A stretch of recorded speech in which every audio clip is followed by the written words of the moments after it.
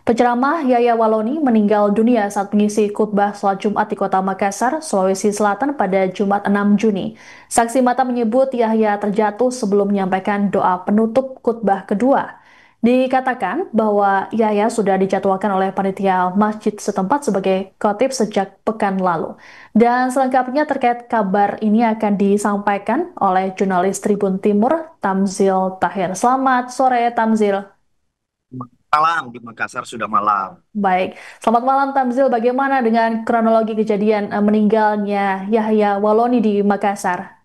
Ya, jadi ini sangat mengejutkan ya. Selamat sore, Tribuners. Ini kabar kematian ini sangat mengejutkan dan disaksikan lebih di hadapan 200 jamaah Masjid Darul Falah di Minasa Upa. Ini salah satu perumahan padat penduduk di selatan kota Makassar. Ya, jadi dia datang ceramah di sini, khatib Jumat di masjid ini. Ya, datang sejak pekan lalu sudah lebih 10 kali 10 masjid yang dia datang ceramah. Ya, hatib Id pagi harinya, hatib Id di salah satu masjid dekat sini, kemudian salat hatib Jumat di sini, dan di saat dia membawakan khutbah Jumat itulah ya, di akhir khutbahnya dia terjatuh dan dilaporkan, dikabarkan sudah tidak sadarkan diri dan dievakuasi ke rumah sakit yang berjarak 100 meter dari masjid ini ya, klinik RS Bahagia. Itu Siska. Baik, Tamzil saat pertama kali tidak sadarkan diri dan terjatuh, apakah Yahya juga sempat diberikan pertolongan pertama oleh jemaah di masjid tersebut?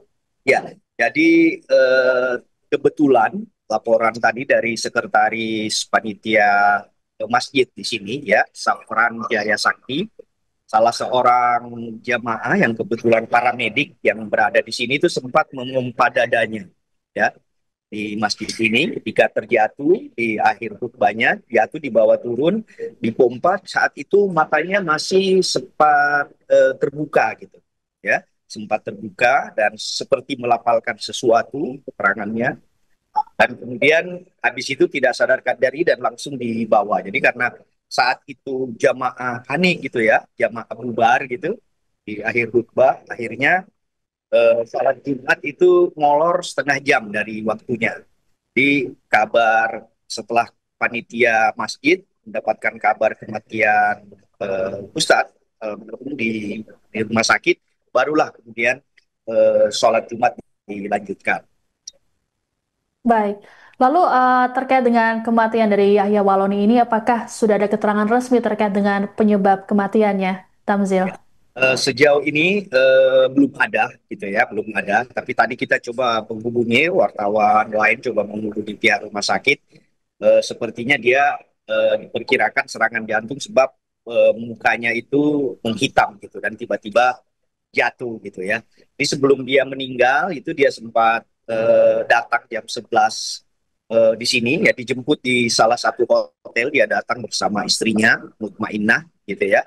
Sejak pekan lalu datang dijemput kira-kira 9 kilometer dari masjid ini ya, sempat melihat suasana pemotongan hewan kurban kemudian masuk gitu.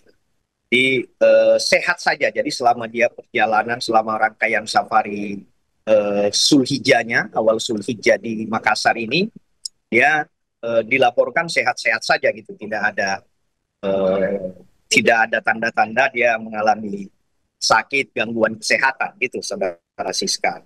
Baik, lalu bagaimana dengan jenazah Yahya Waloni saat ini? Apakah saat ini masih berada di Makassar? Ya, kabar terbaru ya, pukul 8 waktu Indonesia bagian tengah, dia bersama istrinya dan seorang petugas takmir masjid, sahabatnya gitu, itu akan mengantar dia ke Jakarta gitu. Jenazahnya, peti jenazah sudah ada di kargo Bandara Sultan Hasanuddin Makassar.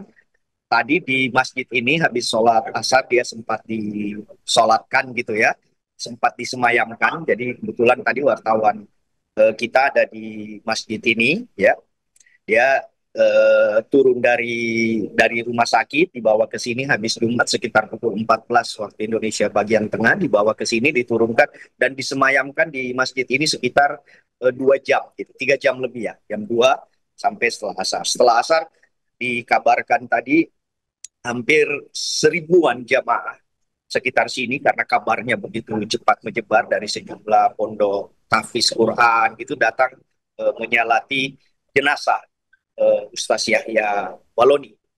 Nah, itu dia datang disalati, sempat panitia takmir masjid di sini itu sempat ingin menyiapkan keranda jenazah dan peralatan mandi jenazah gitu. Tapi karena informasi terbaru sahabatnya meminta dia dibawa ke Jakarta dan akan diurus di Jakarta, tapi sudah dimasukkan dalam peti keranda jenazah.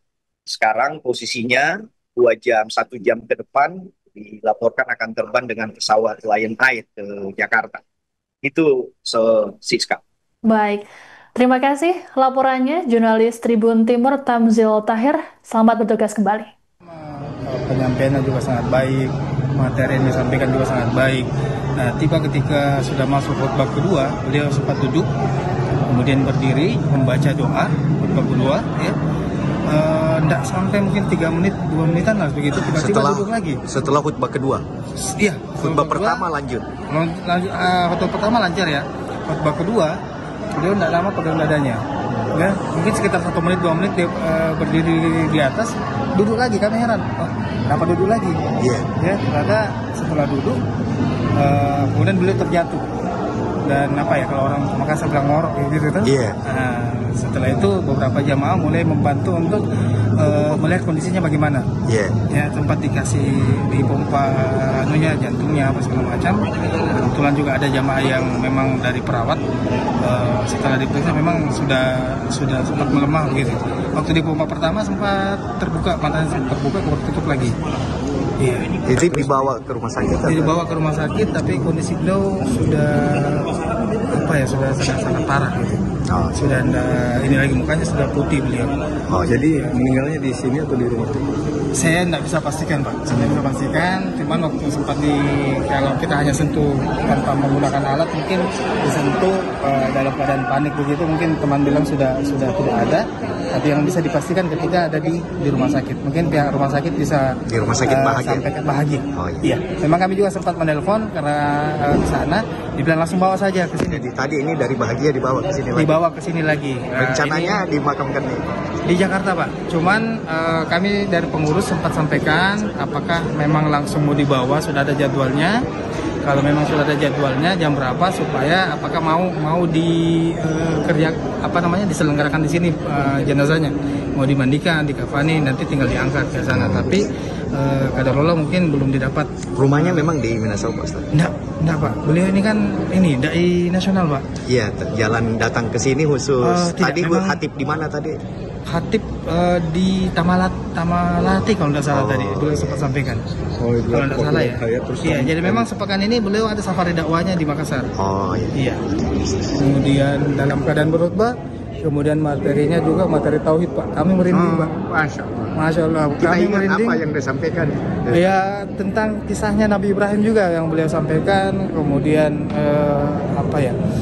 nilai-nilai dari kisah tersebut, ya, tentang ketauhidan, tentang bagaimana juga sempat disinggung beliau sedikit tentang latar belakang beliau, dan memang beliau kayaknya cita-citanya memang mau meninggal dalam keadaan berdakwah, Pak. Masya Allah. Iya. Memang beliau ini sudah kedua kalinya. Kedua kalinya beliau datang ke sini. Saya kemarin di Haji hari Senin, hari Minggu di Minasau, Pak juga. Iya, di Darul Mutakin di depan, Pak. Iya. Di masjid di depan. Iya, kasih banyak. Download Tribun X sekarang. Menghadirkan lokal menjadi Indonesia.